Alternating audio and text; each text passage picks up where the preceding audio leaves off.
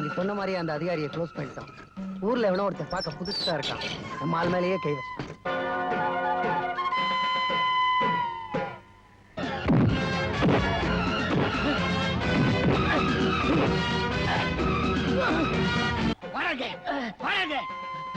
தம்பி தம்பி கொஞ்சம் சொல்றது கேளுங்க.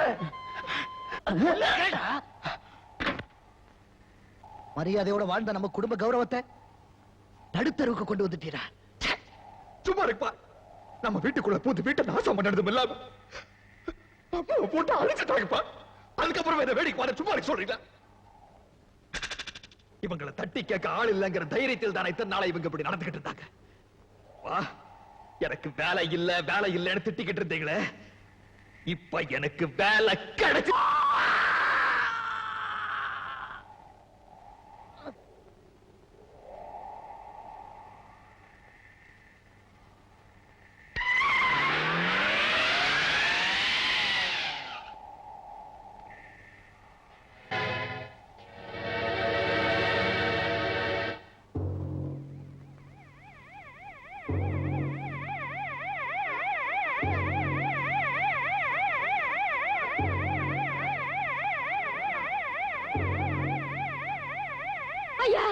என் பிள்ளை எந்த தப்பு செய்யலீங்க.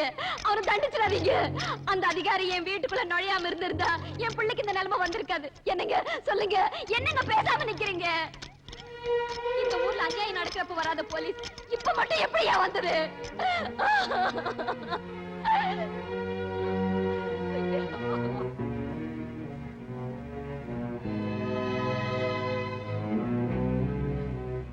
என்னைக்காவது ஒரு நாள் பாஷாவுடைய அக்கிரமத்தை நீ பார்க்கத்தான் போறேன்னு சொன்ன. ஆனா அதை எப்படி என் வீட்லயே பாப்பேன்னு நான் நினைக்கவே இல்லை. ஐயோ, எந்த தப்பு செய்யாத என் பிள்ளை பிடிச்சிட்டு போறாங்களே. என்னங்க ஏதாவது சொல்லுங்க, பேசுங்க. நம்ம பிள்ளை பிடிச்சிட்டு போறாங்களே. ஐயோ.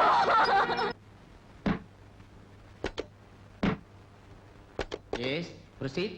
பழனிச்சாமி, பழனிச்சாமி, பழனிச்சாமி. ஆண்டவன் சாட்சியாக நான் சொல்வதெல்லாம் உண்மை, உண்மையை தவிர வேறொன்றும் இல்லை. ஐயா, ஊருக்குள்ள வேலை வெட்டி இல்லாம இருக்கிற ஒரே ஒரு ஆள் இந்த பழனிசாமி தாங்க. இந்த ஆளு தகராறு செய்யாத இடமே இல்லைங்க. இது வரைக்கும் 20-30 இடத்துல வேலை செஞ்சுட்டு எல்லாத்தையும் ஏற கட்டிட்டு வந்துட்டாங்க. போன வாரம் கூட ஆஸ்பத்திரிக்குள்ள நுழைஞ்ச ஒரு ஆளை அடின்னு அடிச்சுட்டாங்க. ஊருக்கு புதுசா வந்த சர்வே ஆபீசரை மிரட்டி தான் பேருக்கு புறம்போக்கிறத பட்டா போட சொன்னாங்க. அதுல வந்த தகராறுல பாவம் அந்த சர்வே ஆபீசரையும் மாயாண்டி முனியாண்டிங்கிற 2 பேரையும் குத்தியே கொன்னுட்டாங்க. இல்ல, என் மகன் கொலைகாரன் இல்ல. ஏன்டா போய் சொல்ற? நீ உருப்படியா? ஆர்டர். நீங்க சொல்ல வேண்டியதை இங்க வந்து சொல்லுங்க.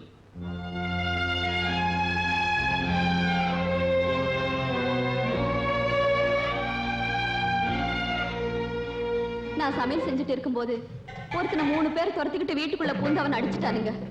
தடுக்கு போன என்னையும் அடிச்சுட்டானுங்க. அடிச்சுட்டு மறுபடியும் வெளியில ஓடிட்டானுங்க. வெளியில இருந்து வந்த என் மகன் மேல மோதிட்டானுங்க. அடிப்பட்ட என்ன பார்த்த என் மகன் அவங்க கூட சண்டை போட்டான். அதுக்கப்புறம் அவங்களுக்குள்ளவே குத்தி கொலை செஞ்சுக்கிட்டாங்களே தவிர என் மகன் யாரையும் கொலை செய்யலைங்க.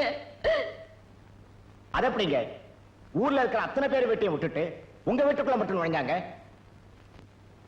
இதுல இருந்து இந்த அம்மா சொல்ற அத்தனையும் கட்டுக்கதைன்னு தெரியுது. இந்த வழக்கை 28ஆம் தேதி தள்ளி வைக்கிறேன். நீங்க உங்க மகனை நிரபராதி சொல்றதுனாலயோ இல்ல அவங்க அவரை குற்றவாளின்னு சொல்றதுனாலயோ எந்த பிரயோஜனமும் இல்ல. வர 28ஆம் தேதி உங்க ஊர் ஜனங்க என்ன சொல்றாங்களோ அதுலதான் அவரோட தலையெழுத்தே இருக்கு.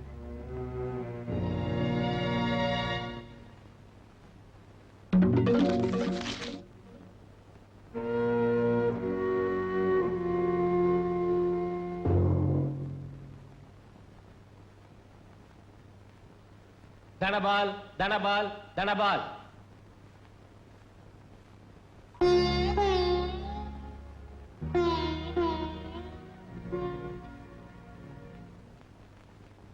மார்ச் மாசம் 23ஆம் தேதி என்ன நடந்தது? என் குழந்தை ஒண்ணு பண்ணிடாதீங்க.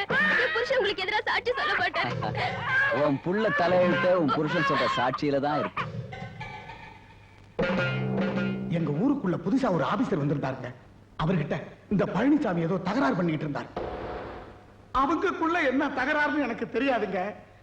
ஆனா ஆபீசரை கத்தியால குத்திட்டார். இதை தடுக்க போன மாயாண்டியும் முனியாண்டியும் இவர்தான் கொன்னுட்டார்.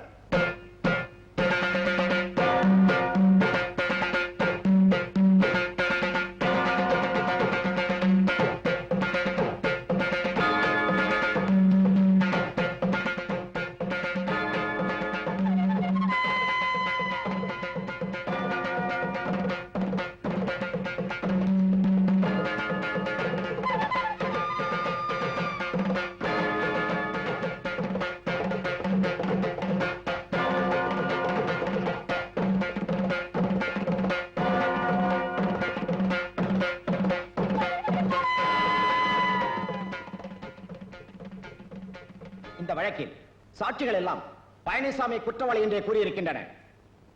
இதுவரை பழனிசாமி ஏறத்தாழ 35 இடங்களில் வேலையில் இருந்து தகராறு செய்ததன் காரணமாக விலக்கப்பட்டிருக்கிறார் என்பதுதான் உண்மை. பட்டப்பகலில் ஒரு அரசாங்க அதிகாரியையும் மற்ற 2 பேர்களையும் பயங்கர ஆயுதங்களால் இரக்கமே இல்லாமல் கொலை செய்திருக்கிறார். ஆகவே கனம் கோட்டார் அவர்கள் இவருக்கு எந்தவித கருணையும் காட்டாமல் அதிகபட்ச தண்டனை கொடுக்குமாறு கேட்டுக்கொள்கிறேன். That's all your honour. இந்த வழக்கின் தீர்ப்பு அடுத்த மாதம் 15ஆம் தேதி வழங்கப்படும்.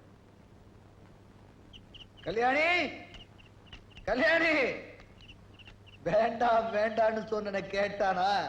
கேட்கலையே.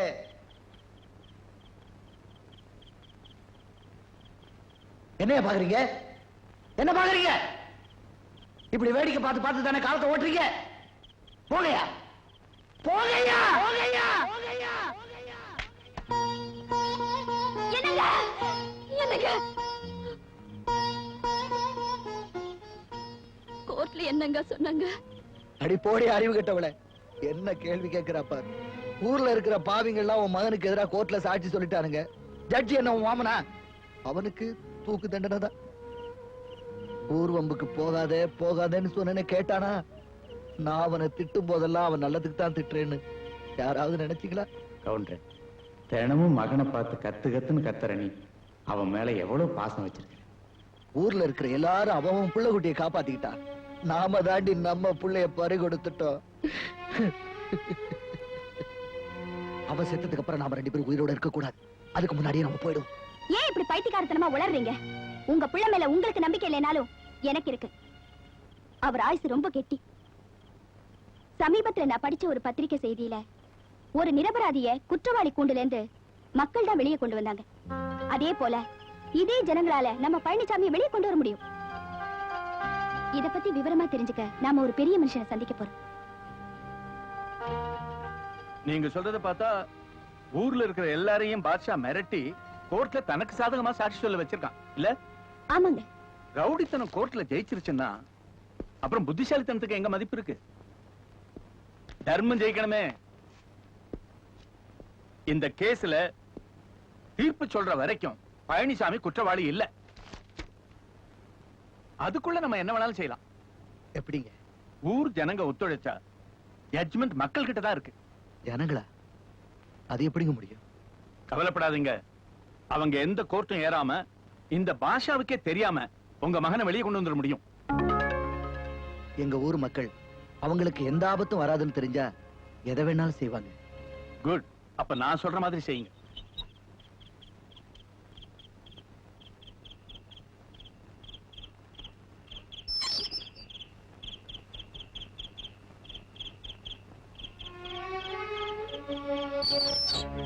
நான் சொல்றதை எல்லாரும் கவனமா கேளுங்க. இந்த ஊர் நல்லா இருக்கணும்னா, நீங்க எல்லாரும் எந்த பிரச்சனையும் இல்லாம நிம்மதியா வாழணும்னா, ஜெயில இருக்கிற பழனிசாமி வெளியே வரணும். உங்க எல்லாரையும் மிரட்டி கோர்ட்ல பழனிசாமிக்கு எதிராக சாட்சி சொல்ல வச்ச அந்த பாஷாவால சுலபமா பழனிசாமியை ஜெயிலுக்கு அனுப்பாமலேயே சாகடிக்க முடியாதா? எப்ப பாஷாவோட 3 ஆட்களையும் பழனிசாமி ஒரே நேரத்துல நடுத்தெருவுல வச்சு அடிச்சாரோ அப்பவே பாஷாவுக்கு பயம் வந்துச்சு. அவனை எதுக்க ஆளே இல்லாம இருந்த இந்த ஊர்ல ஒரு பழனிசாமி உருவாயிடுச்சு. எனக்கு என் மகன் தேவை. பாஷா பாஷாங்கிற பயம் இல்லாம வாழ உங்க எல்லாருக்கும் பழனிசாமி தேவை. அந்த பழனிசாமி வெளியே கொண்டாடுறது உங்க கையில தான் இருக்கு. நிச்சயம் நீங்க யார் முன்னாலேயும் நிக்க போறதில்ல. உங்க குடும்பத்துக்கோ உங்களுக்கோ எந்தவித ஆபத்தும் வரப்போறதில்ல. நீங்க செய்ய போற இந்த காரியமும் யாருக்கும் தெரிய போறதும் இல்லை. அது என்னன்னு சொல்லுங்க.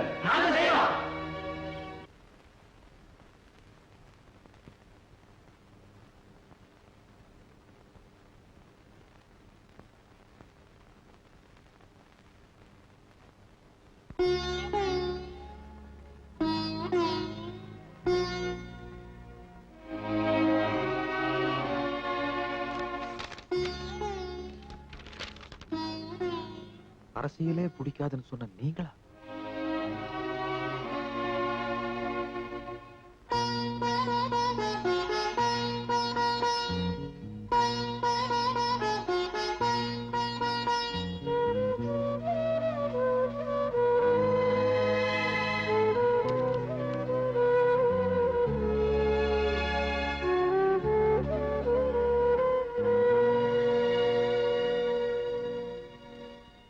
எந்த நேரமும் மகனை திட்டுன்னு திட்டிக்கிட்டு இருந்தார பாத்தியா? அப்ப ஐயா. வாக்காள பெருமக்களே, நடைபெற இருக்கும் சட்டமன்ற தேர்தலில் உங்கள் பொன்னான வாக்குகளை கரும்பு சின்னத்தில் முத்திரையிட்டு பழனிசாமி வெற்றியடை செய்யுமாறு கேட்டுக்கொள்கிறேன். அம்மா, என்னம்மா உங்க வீட்ல எத்தனை ஓட்டுங்க? எங்க வீட்ல 3 ஓட்டுங்க. யார் யாரு? நானே, எங்க வீட்டுக்காரி, என் தங்கச்சிங்க. நல்லா கவனமா கேளுங்க. ஓட்டு சீட்டோட சேர்த்து இந்த சீட்டையும் உள்ள போட்டுருங்க. யாருக்கும் தெரியக்கூடாது. சரிங்க. ஜாகிரதை. தாய்மார்களின் ஓட்டு பழனிசாமிக்கே. தந்தைமார்களின் ஓட்டு பழனிசாமிக்கே. சகோதரர்களின் ஓட்டு பழனிசாமிக்கே.